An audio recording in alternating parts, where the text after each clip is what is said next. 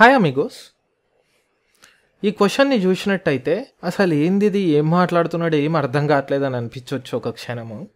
కొద్దిగా మనము రికలెక్ట్ చేసుకోవాలి. ఫంక్షన్స్ చాప్టర్ని కనుక రికలెక్ట్ చేసుకుంటే ఇదొక ఫంక్షనల్ ఈక్వేషన్. ఏంటి సార్ ఆ ఫంక్షనల్ ఈక్వేషన్ అంటే F of x into f of 1/x is equal to f of x plus F of 1/x. ఏంటి సార్ ఈ లొల్లి ఏంది, ఈ కథ ఏంది అంటే వాడు ఏం చేశాడంటే ఫంక్షన్ ఇవ్వకనే ఇచ్చాడు. ఎలా ఇచ్చాడు సార్ అంటే ఫంక్షన్ డైరెక్ట్గా ఇవ్వకుండా ఇండైరెక్ట్గా ఇచ్చాడు. అదే ఫంక్షనల్ ఈక్వేషన్. డైరెక్ట్గా ఇవ్వకుండా ఆ ఫంక్షన్కి సంబంధించిన ఈక్వేషన్ ఇచ్చాడు. అచ్చా, సో ఇదొక equation in function. So that is called functional equations. Functions చాప్టర్లో మీకు ఒక పెద్ద మంచి టాపిక్ ఉంటుంది, one of my favourite topic. అది ఏంటంటే ఫంక్షనల్ ఈక్వేషన్స్ కనుక ఇస్తే ఎలా సాల్వ్ చేసి మనం ఫంక్షన్ని కనిపెట్టాలనేది ఒక బ్యూటిఫుల్ కాన్సెప్ట్. అయితే కొన్ని స్టాండర్డ్ ఫంక్షన్స్ కూడా ఉంటాయి నాకు. ఫర్ ఎగ్జాంపుల్కి చెప్తున్నా, డీప్గా వెళ్ళకండి. నాకు suppose f of x plus y is equal to f of x into f of y అనేది ఒక ఫంక్షనల్ ఈక్వేషన్. గెస్ చేయి ఫంక్షన్ ఏమై ఉండొచ్చు, నువ్వు గెస్ చేయి అంటే చాలా సింపుల్గా ఏమవుతుంది తెలుసా నాకు, a power m into a power n is equal to a power m plus n. అచ్చా, so f of x is equal to a power x కనుక సబ్స్టిట్యూట్ చేస్తే నేను ఏమవుతుంది, ఆర్హెచ్ఎస్ తీసుకో, f of x into f of y. F of x అంటే ఏంది a power x into f of y అంటే ఏంది ఏ పవర్ వై. ఏమవుతుంది అది నాకు a power x plus y. మరి F of x plus y అంటే ఏంది, ఎక్స్ ప్లేస్లో ఎక్స్ ప్లస్ వై పెట్టుకోవాలి. ఏమవుతుంది నాకు అది a power x plus y. LHS is equal to RHS అవుతుందా లేదా, ఎస్ఆర్ అవుతుంది.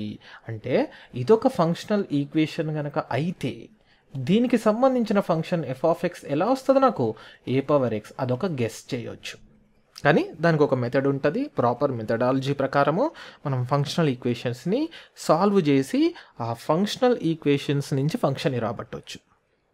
ప్రస్తుతము మనం అటువైపు వెళ్ళట్లేము, అంత డీప్గా కూడా వెళ్ళట్లేము. మనము క్వశ్చన్ ఎలా సాల్వ్ చేయాలన్న ఒక పాయింట్ ఆఫ్ వ్యూ ఆలోచిద్దాం. ఫంక్షనల్ ఈక్వేషన్స్ అనే టాపిక్ స్టార్ట్ చేయగానే ప్రతి ఫ్యాకల్టీ కూడా చెప్పేటటువంటి కొన్ని స్టాండర్డ్ ఈక్వేషన్స్ ఉన్నాయి. అందులో నెంబర్ 1 స్టాండర్డ్ ఈక్వేషన్ ఏంటంటే ఇది F of x into f of 1/x is equal to f of x plus F of 1/x కనుక అయితే మనకు ఫంక్షన్ ఎఫ్ ఆఫ్ ఎక్స్ ఏమవుతుందంటే 1 plus r minus x power n. అదేంటి plus r minus, అవును plus అయినా అవ్వచ్చు minus అయినా అవ్వచ్చు. ఆ రెండూ కూడా మనం ఈ ఫంక్షనల్ ఈక్వేషన్ని సాటిస్ఫై అవుతుంది. బాబు ప్రతిసారి ఆ ఫంక్షన్ని డిరైవ్ చేయడం కష్టమవుతుంది, ఒక్కోసారి ఎగ్జామ్స్లో చాలా టైం పడుతుంది, అండ్ చాలాసార్లు ఈ క్వశ్చన్ని రిపీటెడ్గా ఇస్తున్నారు, ప్లీజ్ బాబు గుర్తుపెట్టుకోండి బాబు కుదిరితే అని చెప్తాడు. నేను ఫంక్షనల్ ఈక్వేషన్లో ఈ ఫంక్షన్ ఎలా వస్తుందన్న డెరివేషన్ని కూడా మీకు చేపిస్తాను, కానీ ఇక్కడ నేను డెరివేషన్ చేస్తలేను. విషయం అర్థం చేసుకోవాల్సింది ఏంటంటే f of x is equal to 1 plus r minus x power n అనే ఒక ఫంక్షన్ వస్తుంది. సార్ బాగానే ఉంది, ఇదంతా బాగానే చెప్పారు, ఇప్పుడు నేను ప్లస్ తీసుకోవాలా మైనస్ తీసుకోవాలా, చాలా పెద్ద ధర్మ సందేహం. అయితే ఇంకొక విషయము, అగైన్ మళ్ళీ నేను ఫంక్షన్ యొక్క డెఫినేషన్కి వెళ్తాను. F maps A to be కనుక అయితే ఏని డొమైన్ అంటారు, బిని కోడొమైన్ అంటారు. చాలా సింపుల్ వర్డ్స్లో చెప్తాను, అగైన్ ఇన్డెప్త్గా నేను వెళ్ళట్లేను. ఏ అనేది డొమైన్ అంటే ఏంటంటే ఎఫ్ ఆఫ్ ఎక్స్లో బాబు ఎక్స్ నువ్వు ఏమేం వాల్యూస్ తీసుకోగలుగుతావో అదే నీకు క్యాపిటల్ ఏలో ఉంటాయి, అదే డొమైన్. బి అంటే కోడొమైన్ అంటే ఏంది బాబు, నువ్వు ఎక్స్ను డిఫరెంట్ వాల్యూస్ తీసుకున్నప్పుడు నాకు ఎఫ్ ఆఫ్ ఎక్స్ కొన్ని వాల్యూస్ని ఇస్తుంది కదా, ఆ వచ్చే వాల్యూస్ ఏవైతే ఉన్నాయో వాటిని రేంజ్ అంటారు. ఆ రేంజ్ ఏదైతే ఉందో అది బి లోపలనే ఉండాలి, కానీ బి వాల్యూ కానిది రేంజ్లో ఉండకూడదు. సార్ కొద్దిగా కన్ఫ్యూజింగ్ ఉంది, చాలా సింపుల్గా చెప్తాను.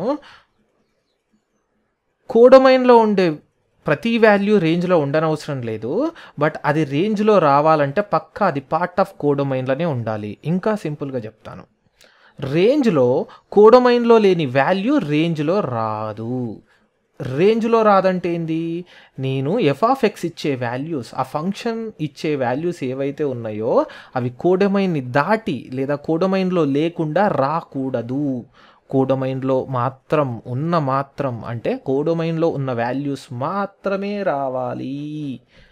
మీకు ఎందుకు మరి ఇంత డీప్గా చెప్తున్నానంటే ఈ క్వశ్చన్ అంతా మొత్తం ఫంక్షన్ అర్థం చేసుకోవడంలోనే ఉంది, మిగతాదంతా అసలు జూజూబీ అనమాట బేసికల్గా. అయితే సరే, ఇప్పుడు మనకు అర్థం అయింది ఏంది, వాడిచ్చిన డెఫినేషన్ ప్రకారం ఇక్కడ చూడండి, కావాలంటే మీకు ఇక్కడ ఇచ్చాడు F maps A to be అంటే ఇలా రాసుకుంటే F maps r-0 to -∞ to 1. అచ్చా, అంటే ఇది capital A domain, -∞ to 1 capital B కోడొమైను.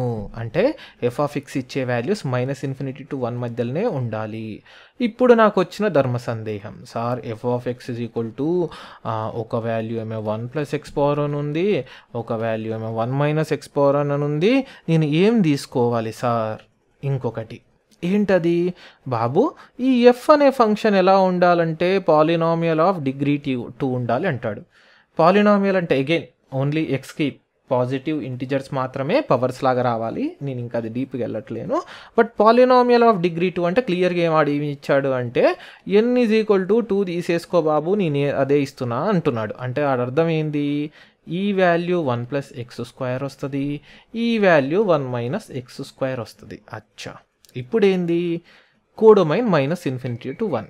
అయితే ఈ ఫంక్షన్ f(x) కనుక 1 + x² తీసుకుంటే 1 + x², అనేది డబ్బా తీసుకుంటే డబ్బాలో x² కాబట్టి పాజిటివ్ వస్తుంది కదా. అంటే ఏంది, 0.00001 నుంచి మొదలవుతుంది. 1 + ఏ పాజిటివ్ క్వాంటిటీ అంటే (1) ఉంటుంది కదా. అంటే 1కి ఇంకొంచెం పాజిటివ్ క్వాంటిటీ యాడ్ చేసినప్పుడు 1 కంటే ఎక్కువ వాల్యూసే వస్తాయి. మరి ఎక్కడి నుంచి రావచ్చు సార్ అంటే 1 + ∞ కూడా అవుతుంది కాబట్టి ∞ వరకు రావచ్చు.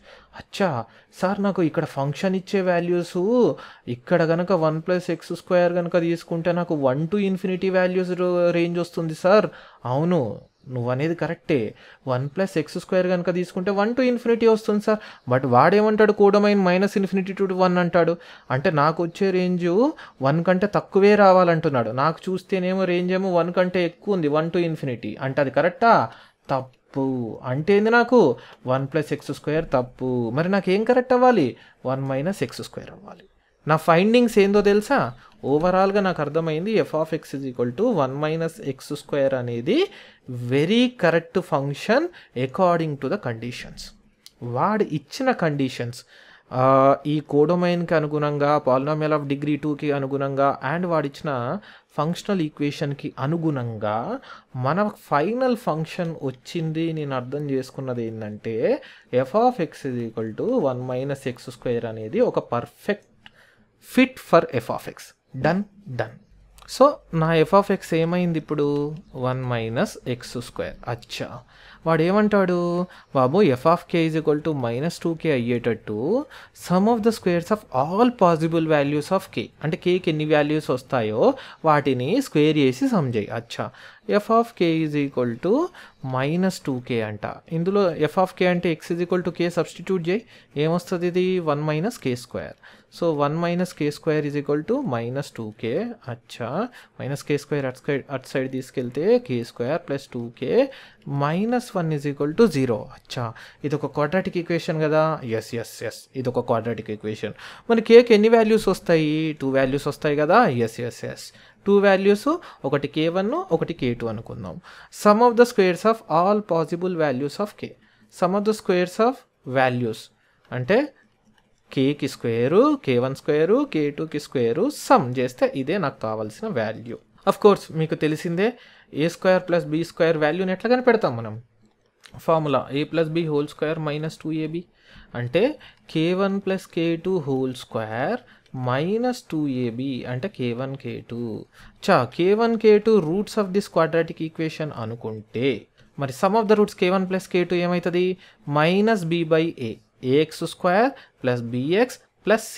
అంటే -b అంటే ఎంత, 2/a. a అంటే ఎంత, k² పక్కన 1 ఉంటుంది కాబట్టి 1 2 -2 k1 k2 product of the roots అంటే ఎంత, c/a అంటే -1c -1 డివైడెడ్ బై a అంటే ఎంత, k² కోఎఫిషియంట్ 1 కాబట్టి 1 వచ్చేసింది. -2/1 అంటే -2 2 4 minus into minus plus plus 2. Answer ఎంత? 6 ఆప్షన్ ఉందా? Option C 6. ఇందులో ఓవరాల్గా మీరు అర్థం చేసుకోవాల్సింది ఏంటంటే ఈ question 80% functional equations, 20% quadratic equation. ఆ ఫంక్షన్ కరెక్ట్గా నేను ఏం తీసుకోవాలన్నదే చాలా పెద్ద విషయం. ఇక్కడ కరెక్ట్గా ఫంక్షన్ ఏం తీసుకోవాలని అర్థం చేసుకుంటే ఖతం, డీల్ డన్. చలో, ఐ విల్ సీ యూ.